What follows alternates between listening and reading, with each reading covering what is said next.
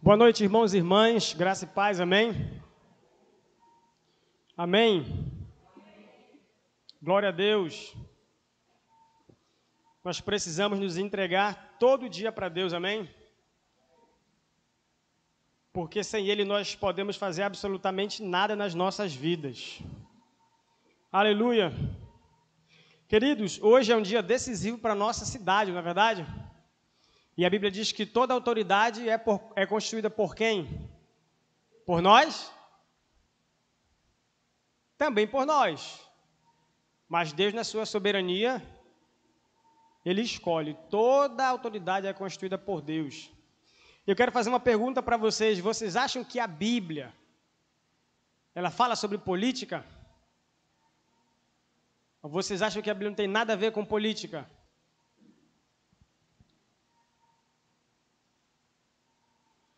Alguns dizem que a gente não pode misturar religião com política. Dependendo do que você diz ser política, talvez você esteja certo. Não é sobre política que nós vamos falar nessa noite, porém, não tem como se esquivar.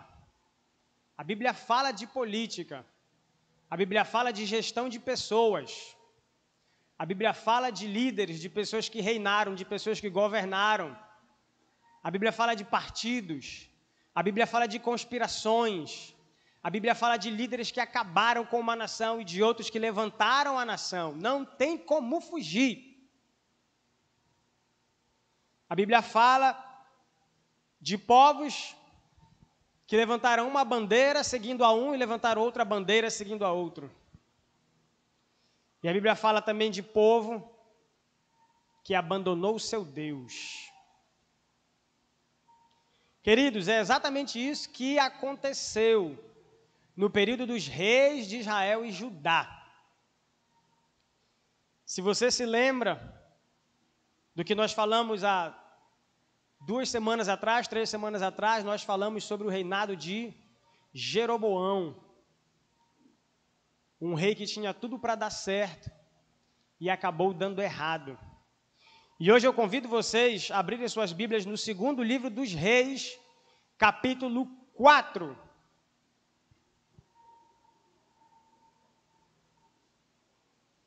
Nós vamos voltar no tempo e mergulhar no ministério de 2 grandes profetas, que confesso que na minha pré-adolescência, quando passei por essas passagens, eu fiquei maravilhado com o que está escrito aqui na Bíblia. Samuel, Reis e Crônicas. 2 Reis, capítulo 4. Vale dizer que essa passagem está um pouco distante da última passagem que nós trabalhamos, que foi lá em 1 Reis. Porém, queridos, eu quero que vocês prestem bastante atenção. Principalmente você que é jovem adolescente. Você que vem de um contexto bem difícil, como eu, como muitos de nós, acredito que a maioria. Você, jovem adolescente, que vê seu pai e a sua mãe batalhando, ralando, literalmente dando sangue para te sustentar, para comprar roupa para você, dando o melhor que eles podem dar. Essa mensagem é para todos nós, mas quando eu li essa passagem, gente, Deus falou muito ao meu coração. Sinceramente, eu queria falar do profeta Elias no Monte Carmelo, os 450 profetas de Baal. Eu queria falar sobre isso. Eu queria falar de outros reis de Israel e de Judá. Só que quando eu me deparei com Deus fazendo o milagre do azeite aqui da viúva, da panela, que a gente vai ler já já, eu disse, meu Deus, que coisa maravilhosa. Que algo sobrenatural, coisa surpreendente, que pode acontecer na vida de cada um. Principalmente na vida de um jovem adolescente, de um adulto, de uma pessoa que tem sonhos, que tem ambições, no bom sentido da palavra, que quer mudar de vida, que quer dar o melhor para a sua família, que quer crescer nessa vida aqui. Queridos, o segundo livro dos Reis, capítulo 4, do 1 até o 7, diz o seguinte, por favor, prestem bastante atenção, deixe sua Bíblia aberta. Certa mulher, das mulheres dos discípulos dos profetas, clamou a Eliseu dizendo, meu marido, teu servo, morreu, e tu sabes que ele temia ao Senhor. É chegado o credor para levar os meus 2 filhos para lhe serem escravos. Eliseu lhe perguntou, que te hei de fazer? Dize-me, que é que o tens em casa? Ela respondeu, tua serva não tem nada em casa, senão uma botija de azeite. Então disse ele, vai, pede emprestadas vasilhas a todos os teus vizinhos, vasilhas vazias, não poucas. Então entra e fecha a porta sobre ti e sobre teus filhos, e deita o teu azeite em todas aquelas vasilhas, põe à parte a que estiver cheia. Partiu, pois, dele e fechou a porta sobre si e sobre seus filhos, e estes lhe chegavam as vasilhas, e elas enchia. Cheias as vasilhas, disse ela a um dos filhos, chega-me aqui mais uma vasilha. Mas ele respondeu, não há mais vasilha nenhuma. E o azeite parou. Então foi ela e fez saber ao homem de Deus. Ele disse, vai, vende o azeite e paga a tua dívida, e tu e teus filhos vivei do resto. Gente, não sei se vocês entenderam o que está escrito aqui, esse milagre. Será que o pastor Dano vai falar de óleo que vai colocar numa vasilha e vai transbordar? Se Deus quiser que isso aconteça hoje, vai acontecer, queridos. Só que o que Deus ensina aqui na sua palavra, lá na época dos profetas, se aplica hoje. E pode acontecer com vocês. Aleluia. Antes disso, queridos, vamos falar de política. Vamos falar sobre partidos políticos. Vamos falar sobre gestão de pessoas. Aleluia. Era uma vez um povo que não tinha um presidente, que não tinha um rei. Esse povo era Israel. E esse povo pediu a Deus um rei, porque todas as nações tinham um rei. Só eles não tinham um rei. Então Deus deu o primeiro rei, o rei Saul. Nós já falamos sobre ele. Saul reinou 40 anos. Não foi um bom rei. E então, o profeta Samuel pega e unge o jovem Davi. E Saul persegue a Davi até que Saul morre e Davi vira rei em Israel. Todo Israel. Davi reinou por 40 anos. Davi foi o rei segundo o coração de Deus. Não isento de culpa, não isento de pecados. Ele era amigo de Deus. E eu particularmente fiquei maravilhado com a intimidade, amizade e amor que Davi tinha por Deus e que Deus tinha por Davi. Mesmo depois de ter adulterado com Batseba, mesmo depois de ter assassinado muitas pessoas, de ter contado o povo que não era para ele contar e muitas outras coisas, nós já falamos dele também. Depois de Davi morreu, teve um problema familiar e ele acabou tendo que ungir Salomão antes dele morrer. Davi estava bem velhinho, ungiu Salomão e Salomão virou rei em Israel. Salomão pediu a Deus sabedoria, Deus deu não só sabedoria, como riqueza, como paz, como tudo aquilo que ele não tinha pedido. E Salomão foi um rei muito próspero. Uma pessoa com estratégias políticas e militares extraordinárias. Só teve paz no seu reino, praticamente. No final da sua vida, Salomão, infelizmente, se curvou a outros deuses. E Deus não gostou disso. Então, Salomão morreu, reinou 40 anos, Saul 40 anos, Davi 40 anos, Salomão 40 anos. E aí veio Roboão, o filho de Salomão. Nós também falamos sobre ele. Ele não teve o que fazer, pediu o conselho dos seus amigos mais jovens. E eles disseram, seja mais pesado ainda com o povo. Não sabia lidar com pessoas, não sabia que para a gente ganhar o povo, a gente tem que servir o povo. E o povo nos servirá. Olha esse princípio político de gestão de pessoas. E então, ele falou que ele seria muito pior que o pai dele. Salomão taxava muito com impostos o povo. E infelizmente o povo disse, quer saber de uma coisa? Filho de Davi, casa de Davi, vai embora para tua casa, nós não seremos mais teus súditos. E eles pegaram e escolheram Jeroboão como rei. Deus manda um profeta para Jeroboão e disse, você tem tudo para dar certo, se você ficar nos meus caminhos. E aí se dividiu, gente, infelizmente se dividiu. Israel para o norte, Judá para o sul.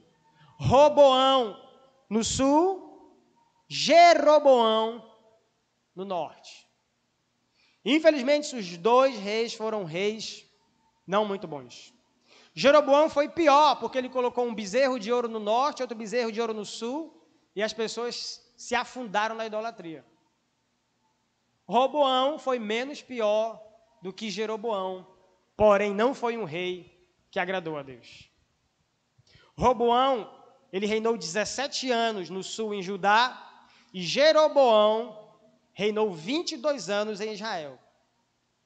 Quem morreu primeiro foi Roboão, e depois o filho dele veio Abias, da descendência de Davi.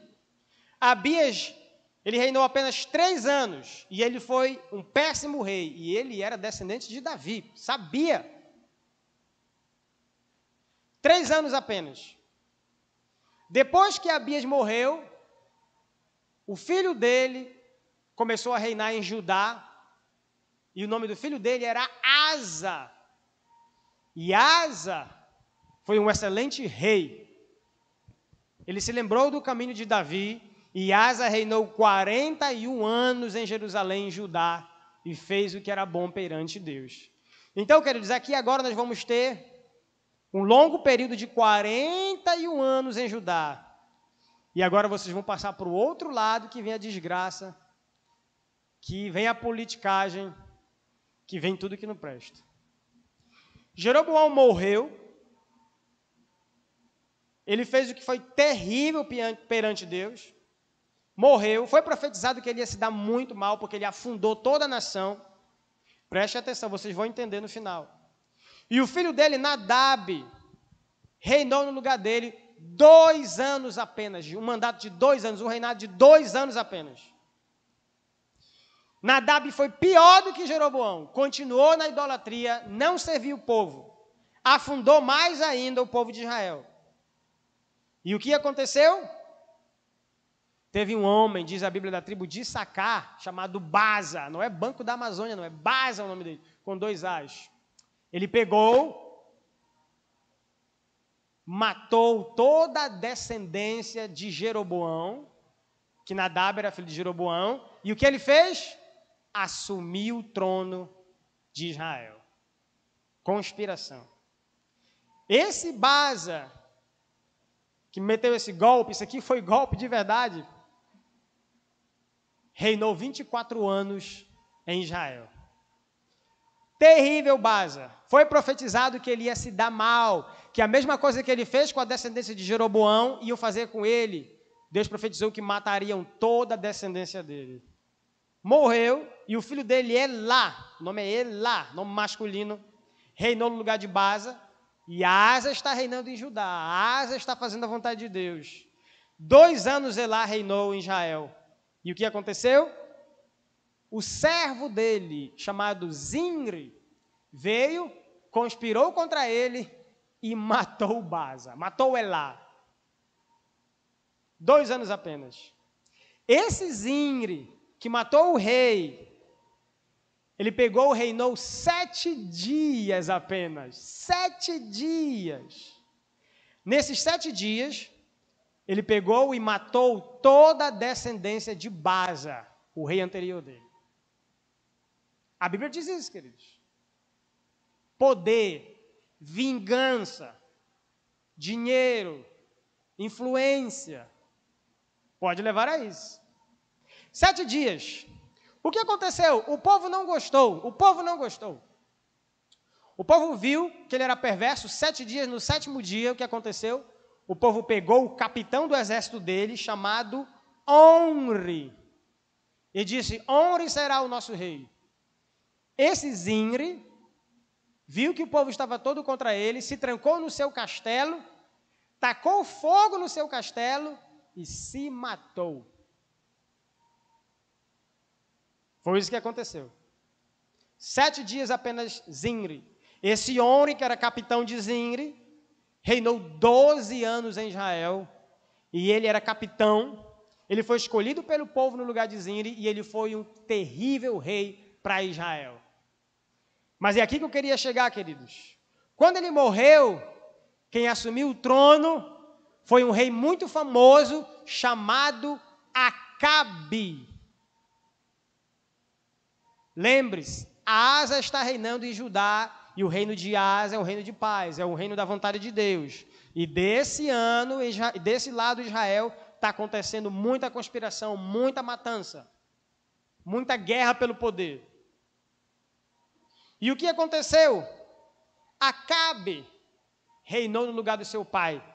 E o rei Acabe reinou 22 anos, pai dele 12, ele 22. E o rei Acabe não teve o que fazer. O Acabe, para acabar mais ainda com a nação de Israel, casou com Jezabel.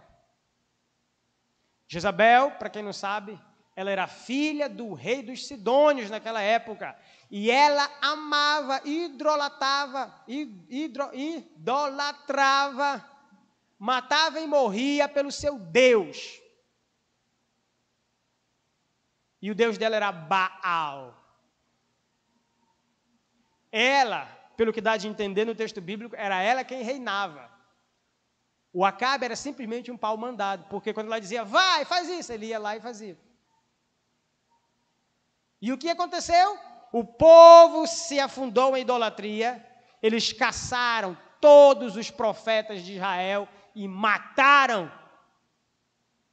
Porém, queridos, aparece um homem chamado Elias e desafia Acabe e Jezabel.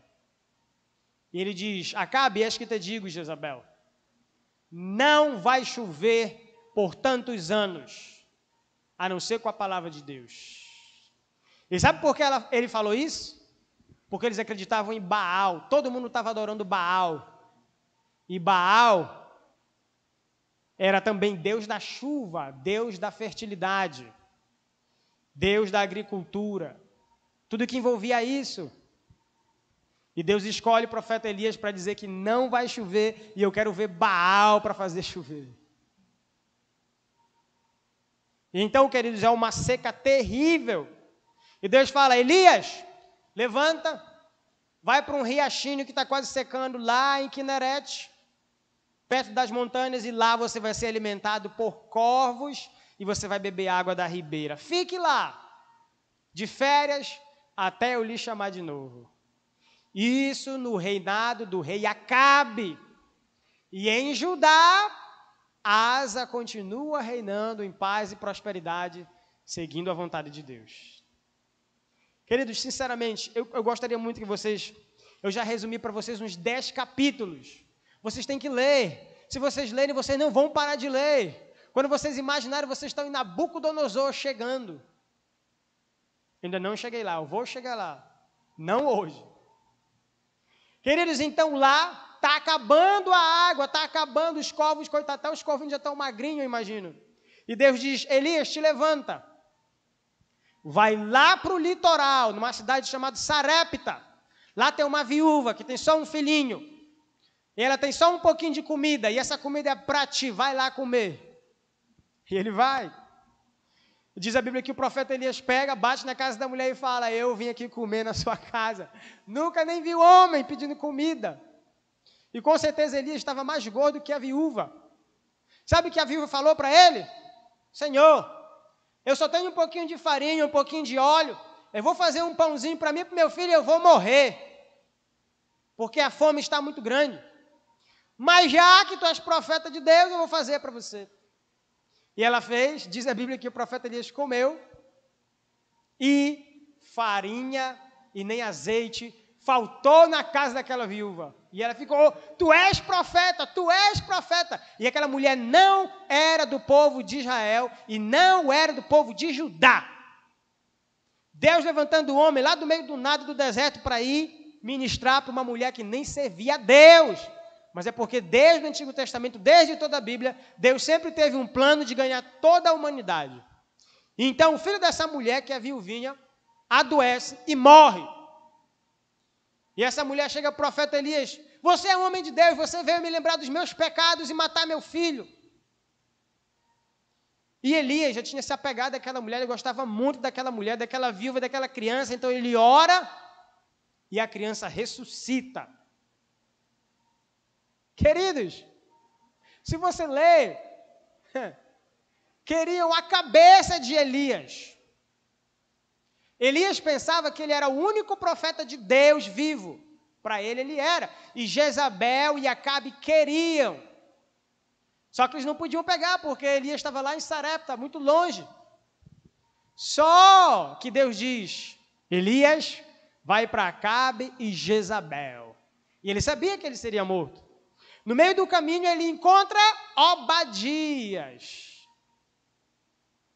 E Obadias fala para Elias: Elias, você está doido? O rei quer te matar. Porque Elias falou para Obadias: Obadias, é só você e eu, meu amigo. É só você e eu. E Obadias falou: não, profeta Elias, eu escondi 100 profetas numa caverna. E eu estou alimentando eles com pão e água. Que maravilha, gente. Só que Obadias diz para Elias: Elias, se o rei souber que eu me encontrei contigo e não te matei, não te entreguei, ele vai me matar. Porque Elias tinha pedido para Obadias: Obadias, vai falar para o rei Acabe que eu estou vivo. E Obadias falou: você está louco. Então, Elias vai sozinho e ele bate na casa de Acabe. E Elias diz: Acabe e Jezabel, chamem todos os profetas de Baal e vamos subir o Monte Carmelo.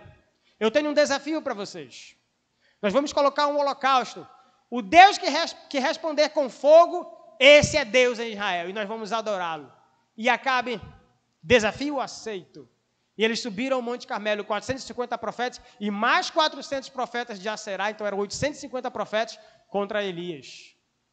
E diz a Bíblia que os profetas de Baal se lambavam, se cortavam, faziam tudo que era tipo de ritual e chamavam Baal, Baal, Baal, de 6 da manhã até meio-dia, se eu não estou enganado. Ou até 6 da tarde, se eu não estou enganado. Você pesquisa depois. E nada. E Elias começa a zombar. Quem sabe Baal está viajando de férias ou Baal está dormindo. Falem mais alto. Então Elias se invocou e disse: chegou a minha vez. Coloca água aí nesse holocausto, cava do lado, coloca água. Colocaram água, e água não tinha naquela época. E Elias falou: coloquem mais água. Coloquem mais água. E agora vocês vão ver se não tem Deus em Israel. E Elias orou e veio uma labareda de fogo do céu e incendiou. E Elias falou: matem todos os profetas de Baal. E todos os profetas de Baal foram mortos. Só, queridos, que tem um versículo que me chama muito a atenção. Elias, ele desafia o povo que estava assistindo lá. Ele diz: vocês estão vendo? Existe Deus em Israel, sirvam a Deus. Vocês sabem o que o povo falou para Elias? Depois de ver o milagre, depois de ver tudo que estava acontecendo? Nada. Eles ficaram em cima do muro, eles não serviram a Deus.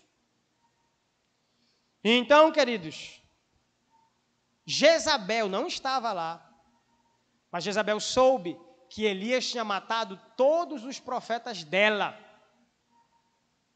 E aqui o jogo vira. Jezabel ameaça Elias, mais do que ela tinha ameaçado. E ela manda dizer para Elias, tão certo quanto vive o Senhor, Elias, o que você fez com meus profetas, eu farei contigo, arrancarei a tua cabeça. Vocês sabem o que um dos grandes profetas de Israel fez? Ele foi embora. Vocês sabem o que ele fez? Foi embora. Vocês sabem para onde ele foi embora? Para o Monte Horebe. Vocês sabem o que é o Monte Horebe? Lá onde Deus falou com Moisés. Vocês sabem o que Elias foi fazer no Monte Horebe? Foi falar com Deus? Não. Elias foi chorar porque ele estava sendo ameaçado de morte. Vocês sabem o que Elias foi fazer dentro das cavernas do Monte Horebe? Ele pediu para Deus para matá-lo. Ele disse, Deus, para mim acabou, eu quero morrer. O grande profeta Elias, só tinha ele e Obadias por enquanto, e mais os 100. E ele chega no momento de fundo do poço, querido, de momento de crise interior, não dá mais, eu quero morrer. Vocês sabiam que no mínimo 2 profetas pediram para morrer na Bíblia? O primeiro foi Elias, e o segundo foi Jonas. Profetas de Deus. Você sabe o que aconteceu, querido, lá no Monte Horebe? Maravilhoso essa parte. Deus fala com Elias. Primeiro, o que acontece? Diz a Bíblia que vem um vento muito forte, muito forte. E aquele vento muito forte sopra e Deus não estava no vento, diz a Bíblia. Depois daquele vento muito forte, diz a Bíblia que veio um grande terremoto. E diz a Bíblia que Deus não estava no terremoto. Então, depois do terremoto, em seguida, isso, Elias vindo acontecer na sua frente, diz a Bíblia que veio um fogo, uma labareda de fogo. E o texto bíblico diz que Deus não estava no fogo. E, queridos, e pasmem, e aqui isso aqui é sobrenatural, diz a Bíblia que soprou uma brisa no rosto de Elias. E ele começou a se refrescar com aquela brisa. E sabe o que diz a Bíblia? Que Deus estava naquela brisa. Muitas das vezes a gente quer que Deus se manifeste de forma sobrenatural, de que avassale tudo e que aconteça algo extraordinário na nossa frente. E Deus está se manifestando de outras formas e a gente não consegue reconhecer Deus. Coisa maravilhosa. E daquela brisinha Deus fala a Elias, Elias, volte. Termine o que você começou, seja homem. E eu quero te lembrar mais uma coisa. Você pensa que está só você, Obadias e aqueles 100? Eu conservei para mim 7.000 que não adoram Jezabel, que não adoram Baal. Então volte em frente a Acabe e Jezabel, que eu sou contigo. Meu amigo, aquele homem recobrou as forças e foi embora. Só que no meio do caminho, queridos, ele viu um homem arando a terra, cuidando da terra com jumentas de boi, diz a Bíblia. Era um homem meio calvo, jovem. Então diz a Bíblia que Elias pega a sua capa e joga em cima daquele homem. Que coisa mais absurda, a gente não entende.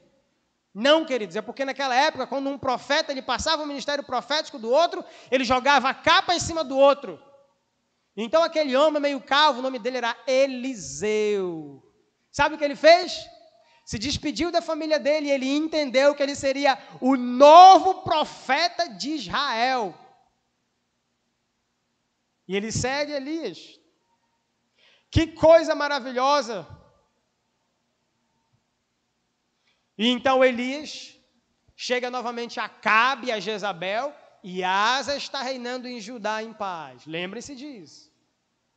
E ele diz, Acabe, Deus manda te dizer, você vai morrer, e os cachorros vão lamber o sangue teu e da tua esposa, e as aves vão comer o teu corpo, e da tua esposa também. E ele profetiza para Acabe e Jezabel. E então, queridos, infelizmente, acaba o reinado de Asa, o grande rei de Judá, segundo o coração de Deus.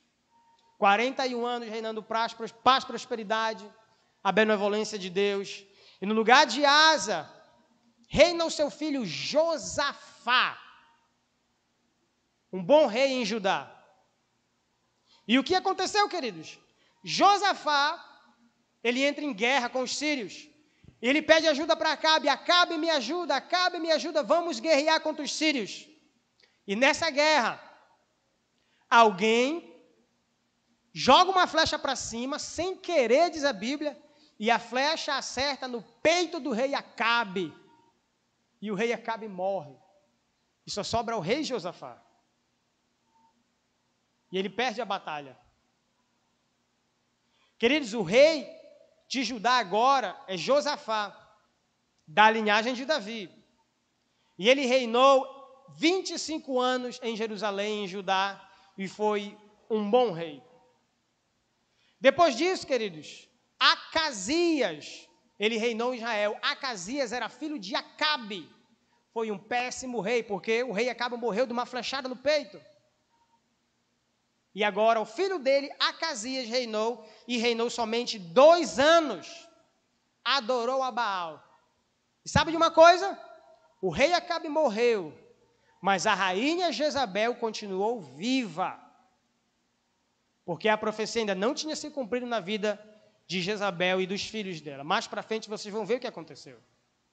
Queridos, no reinado de Acasias e no reinado de Josafá, Elias chega com Eliseu e fala: Eliseu, é o seguinte, logo, logo vai vir carros do céu vão me pegar e eu vou embora. E se você quiser alguma coisa de mim, peça. E Eliseu fala: Senhor, eu quero porção dobrada do teu espírito. E Elias diz para ele: se você me ver subindo aos céus, você terá isso. Queridos, diz a Bíblia que desse período Eliseu não arredou os pés de Elias para vê-lo subir, para receber a porção dobrada. Coisa maravilhosa. Eu estou fazendo resumo do resumo. Tem muitos detalhes, gente. Tem muitos outros milagres que eu estou passando por cima, que eu não estou dizendo para vocês. E o que acontece? Chega a carruagem, Elias sobe no carro de fogo, ele joga a capa dele e Eliseu apara a capa dele. E o que ele fez? Ele estava em Jericó. Um homem chegou para Eliseu e disse: profeta Eliseu, você é o novo profeta, as nossas águas não prestam, as nossas águas não são boas. Diz a Bíblia que Eliseu pega a sua capa, lamba no rio e as águas tornam-se purificadas. E aí Deus diz para Eliseu: Eliseu, você tem que ir para Betel, a casa de Deus. E no meio do caminho, querido, por incrível que pareça, diz a Bíblia que uns jovens, vários, chegaram no meio do caminho e começaram a zombar do profeta Eliseu. Vocês sabem do que eles começaram a literalmente avacalhar do profeta Eliseu? Eles começaram a dizer para ele: calvo, você é calvo. Sabe o que aconteceu? Diz a Bíblia que 2 ursas vieram e devoraram todos aqueles que bagunçaram, que avacalharam com o profeta Eliseu. Era um homem que tinha uma porção dobrada da unção de Deus, queridos. E o que aconteceu? Agora temos Eliseu, agora nós temos o rei Acasias e nós temos o rei Josafá. Queridos, Acasias reinou só 2 anos. E agora nós temos o rei Jorão, que era irmão de Acasias, porque Acasias não tinha filho, então ele não podia colocar o filho dele para reinar. E o que aconteceu? O rei Jorão reinou no lugar do seu irmão, e ele reinou 12 anos apenas, e ele era um péssimo rei.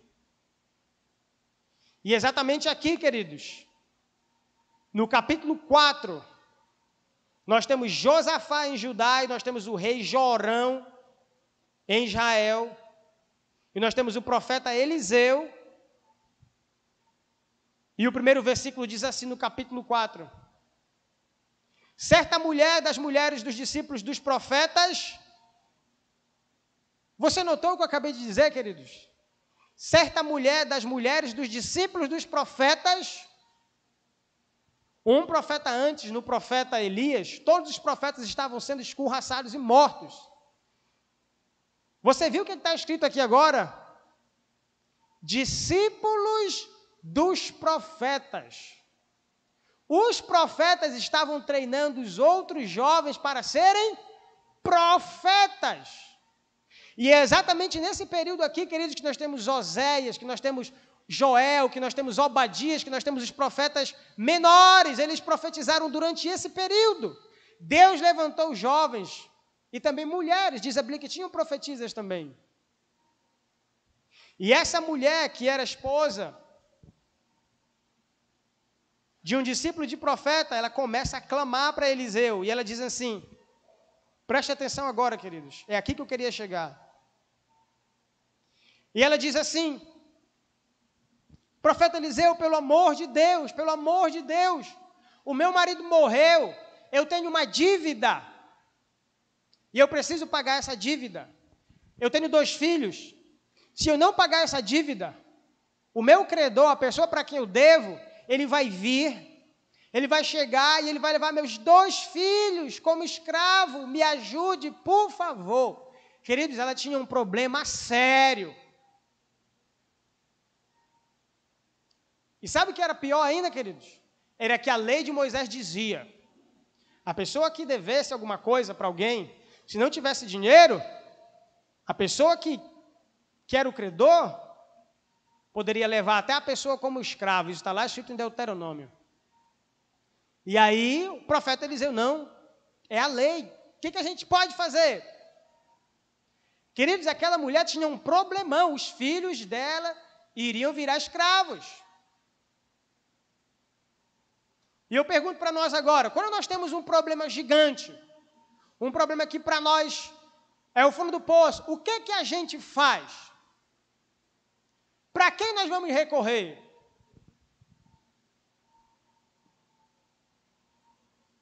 Lembra que eu falei dos jovens e dos adolescentes? A maioria de nós aqui, queridos, viemos de família pobres. Viemos de contexto bem humilde. Nossos pais ralaram para dar o que a gente tem hoje. E como é que a gente pode inverter essa situação, gente, hein? Como é que a gente pode dar uma velhice prazerosa para os nossos pais? Como é que a gente pode sonhar? Como é que a gente pode andar passo por passo na presença de Deus e Deus nos abençoar nessa vida? Gente, a minha geração, que é a geração de muitos jovens aqui, geração dos que estão trintando, que já trintaram, de 25 para cima, a nossa geração está passando. A geração dos meninos aqui, ó, é outra geração. E pai, mãe, irmão aqui da igreja, vocês sabem de uma coisa, eu fico muito triste com isso. Muitos jovens, adolescentes e crianças, eles nascem num contexto de pobreza, num contexto de escassez. Aí eles olham para o mundo. Isso aqui deixa muito triste. E na mente deles, sabe o que eles pensam? O mundo é assim. O mundo é assim. Para que estudar? Tem que ficar brincando na rua mesmo. Não, o mundo é assim, não, olha. A gente passa dificuldades aqui em casa, mas é assim, é normal. Não. Vou conseguir um emprego assim, tal, na informalidade, não que isso seja errado, assim, vou ganhar um pouquinho, é o suficiente. Deve de comprar uma cesta básica, deve. Não, para que estudar? A vida é assim. Olha, aquela pessoa lá, ela é rica. A vida é assim. Ele nasceu para ser rico, eu nasci para ser pobre. A vida é assim. Gente, essa mentalidade, ó, está na mente. Está na mente de muitas pessoas aqui na nossa cidade, crianças, jovens e adolescentes. Gente, é o seguinte. Quem viu meu status, viu que eu postei um desabafo lá dos políticos que sujam a rua. Vocês viram lá que sujam a rua? Nunca vão ganhar meu voto, nunca. Sabe o que eles pensam da gente? Que a gente é tão burro que a gente vai juntar o papel e votar neles. Vocês sabem por que eu fico mais triste? Porque existem pessoas que são exatamente do jeito que eles pensam, que não sabem quem votar e ajuntam primeiro e vota. Queridos, esses candidatos, a maioria deles vem, sabe por quê? Sabe por quê? Porque eles vão nas comunidades mais pobres, onde as pessoas são mais alienadas, onde as pessoas têm menos educação e instrução, onde as pessoas pensam da mentalidade que eu falei para vocês, que a vida é assim, que eu morri pobre, que é passar fome é normal, que isso e pronto. E eles vão lá e eles apresentam a campanha deles e o povo é isso mesmo e pronto. Vocês estão entendendo, gente? E onde eu quero chegar? Aqui a mulher está com problema, ela está numa situação social gravíssima, crise. E ela foi ao homem de Deus, ela foi buscar instrução. Os filhos dela seriam escravos. E os nossos filhos são escravos do sistema. Eu fui escravo do sistema por muito tempo, porque eu pensei que era assim. Vocês estão me entendendo, irmão? Jovens, adolescentes, vocês estão entendendo onde eu quero chegar? Vocês acham que é isso que Deus tem para vocês?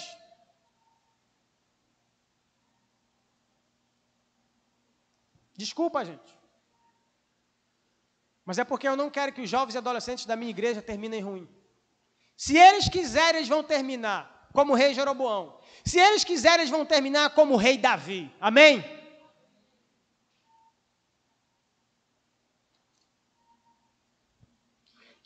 Versículo 2. Eliseu lhe perguntou: que te hei de fazer? Dize-me, que é o que tens em casa? Ela respondeu: tua serva, olha, irmãos, pelo amor de Deus, olhem o que essa mulher falou. Tua serva não tem nada. Tua serva não tem nada em casa, senão uma botija de azeite. E a botija de azeite estava com um pouquinho de azeite. Ela não tinha nada a não ser uma botija, uma panelinha, um frasquinho, um recipiente, azeite de oliva. Espremia, tirava o azeite, servia para fritar, servia para passar na ferida, servia para ungir os reis, servia com perfume, misturar com flores, era para isso. Servia para fazer o pão, era para isso.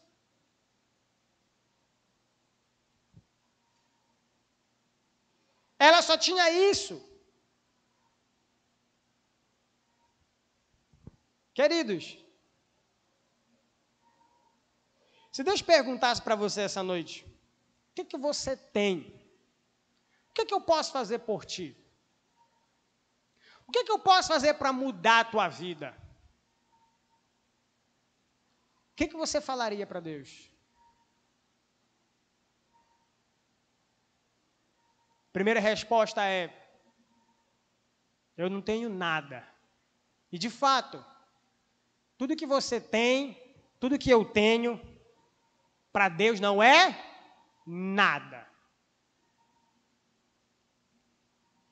Agora, olhando numa perspectiva terrena, material, nós temos alguma coisa.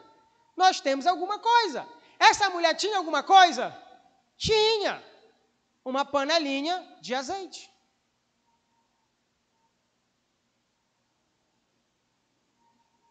O que você tem que pode mudar a sua vida? Aqui. Não sei fazer nada. Você sabe capinar? Não sei fazer nada. Você tem boa comunicação? Você sabe persuadir os outros? Gente, todo mundo tem um talento. Você precisa descobrir o seu talento. Seus pais talvez não podem fazer muita coisa por você, mas você pode fazer algo por você. Queridos, preste atenção. Olha só o que está acontecendo aqui. Versículo 3. Então disse ele: vai e pede emprestadas vasilhas a todos os teus vizinhos, vasilhas vazias, não poucas. Eu imaginei que aquela mulher entrou em parafuso. O quê? O profeta quer que eu vá emprestar vasilha vazia. Eu imagino que a Bíblia não diz, eu estou conjecturando. Vasilha vazia, vai, você não tem, não é teu, você só tem uma, empreste. Vocês lembram daquela parábola que Jesus contou que o reino de Deus é semelhante a um homem que encontrou um tesouro num terreno? E Jesus falou que aquele homem pegou, vendeu tudo que tinha, tudo que ele tinha e comprou o terreno, porque no terreno tinha algo muito mais valioso. É mais ou menos isso. O profeta Eliseu está dizendo, pega vasilha emprestado, calma que eu vou te explicar. Muitas vasilhas, muitas. Então, entra e fecha a porta sobre ti e sobre teus filhos, e deita o teu azeite em todas aquelas vasilhas, põe a parte a que estiver cheia. Então, mulher, olha a estratégia do profeta Eliseu. Aprenda. Você vai, mulher, você não precisa dizer isso para ninguém, ninguém deve saber. Tu e teus filhos, vocês vão trabalhar junto. Só tem um pouquinho de azeite, mas vocês vão encher as vasilhas. Não se preocupe que o azeite vai chegar. Vocês vão encher, e as que forem ficando cheias, vocês vão guardando. Peguem vasilhas, vai pegando vasilha. 100, 200, 1000, não sei quantas vasilhas aquela mulher conseguiu. E você coloca de lado, vai guardando. Queridos, se você fosse essa mulher, o que você falaria, profeta Eliseu? Primeira opção, esse profeta está doido. Eu vou morrer à fome, meus filhos vão ser escravos. E esse profeta manda eu ir atrás de vasilha vazia? Não entendo o que ele está falando. Segunda opção, eu vou pensar que eu te dou a resposta. E a terceira opção, eu vou fazer o que ele me disse porque eu já entendi o milagre. O que você falaria se você fosse a mulher? Pense aí. Você ia atrás das vasilhas? Queridos,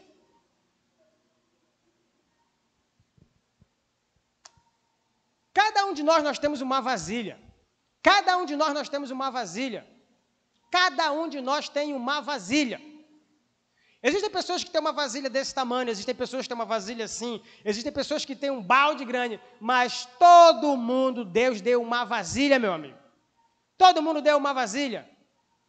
Você lembra da parábola dos talentos? Um recebeu 1 talento, outro recebeu 5 talentos, outro recebeu 10 talentos. Cada um tinha um talento. Eu não sei quantos talentos você tem, eu não sei quantas vasilhas você tem, mas no mínimo uma você tem. A grande questão não é o tamanho da nossa vasilha, não é o nosso dom, não é o nosso talento. A grande questão, quero dizer, é o que nós vamos fazer com a nossa vasilha? O que nós vamos fazer com o nosso talento? O que nós vamos fazer com o nosso dinheiro? O que nós vamos fazer com a nossa vida? É essa a questão.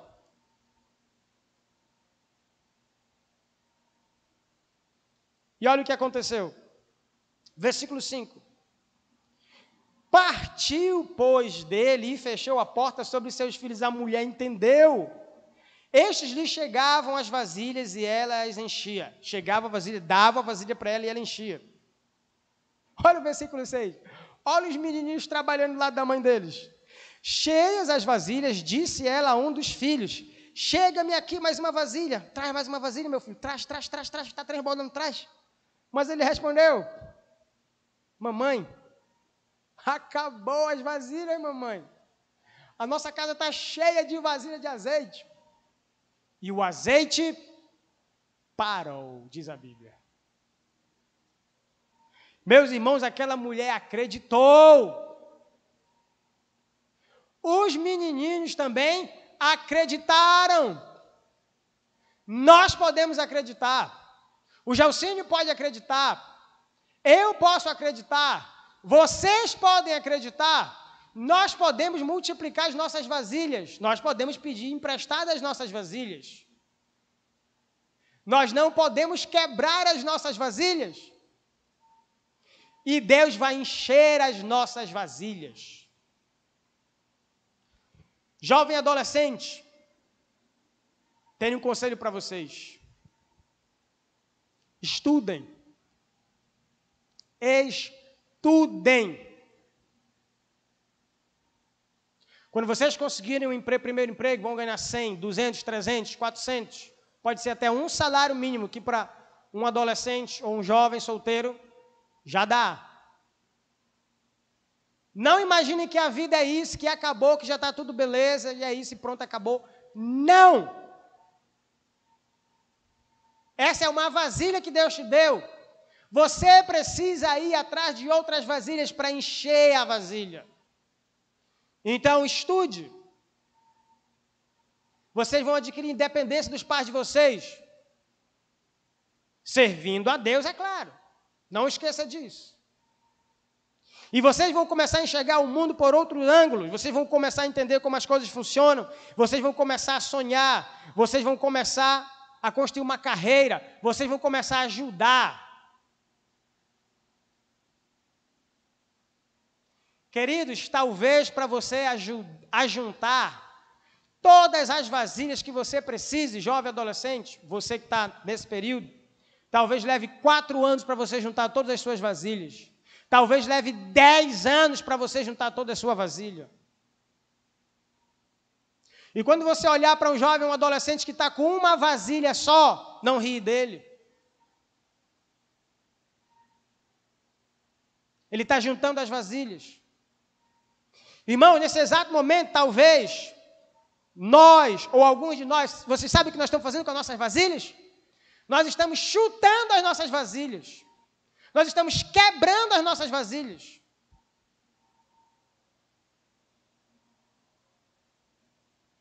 A Bíblia diz, no reinado de Jorão, no ministério do profeta Eliseu, no reinado de Josafá, que essa mulher entendeu.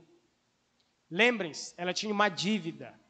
Os filhos delas iam ser vendidos como escravos. Ela entendeu, já sei o que eu vou fazer com esse azeite. Acompanhe o resto da história, queridos.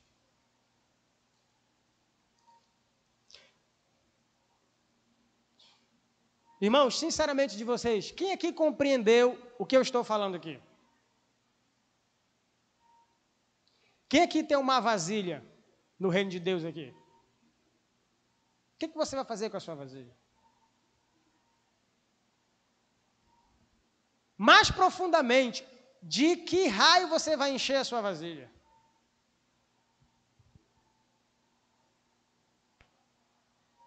Versículo 6, cheia as vasilhas, disse ela a um dos filhos, chega-me, aqui mais uma vasilha. Mas ele respondeu, não há mais vasilha nenhuma, e o azeite parou. Ela conseguiu muitos litros de azeite. Versículo 7, então foi ela e fez saber ao homem de Deus, e ele disse, vai, vende o azeite, e paga a tua dívida, e tu e teus filhos vivei do resto. Vocês estão vendo aqui, queridos, esse princípio profundo, esse milagre profundo, que vai muito além do que simplesmente multiplicar óleo de cozinha.